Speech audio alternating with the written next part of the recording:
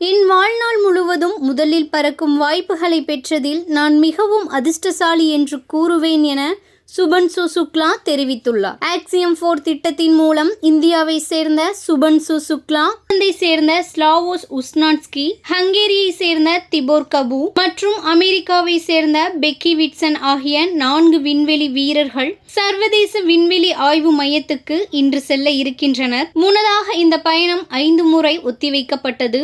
இது குறித்து சுபன்சு சுக்லா, நான் ISS-இல் 14 நாட்கள் செலவிட தயாராகும் வேளையில் வெறும் கருவிகள் மற்றும் உபகரணங்களை மட்டுமல்ல, 1 பில்லியன் இதயங்களின் நம்பிக்கை மற்றும் கனவுகளையும் என்னுடன் எடுத்து செல்கிறேன். நான் செல்லும் இந்த பயணம் இது எனக்கு நீண்ட பயணமாக இருந்து வருகிறது. அது எங்கே தொடங்கியது, இறுதியாக அது செல்லும் பாதை இதுதான் என்று எனக்கு தெரியாது.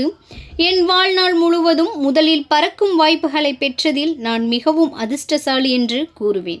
இது எனக்கு ஒரு கனவு வேலை என தெரிவித்துள்ளார். 1984இல் லிங்க் கமாண்டர் ராகேஷ் சர்மா வரலாறு படைத்த கிட்டத்தட்ட 40 ஆண்டுகளுக்கு பிறகு விண்வெளிக்கு செல்லும் நாட்டின் 2வது விண்வெளி வீரர் சுபன்சு சுக்லா ஆவார் என்பது குறிப்பிடத்தக்கது.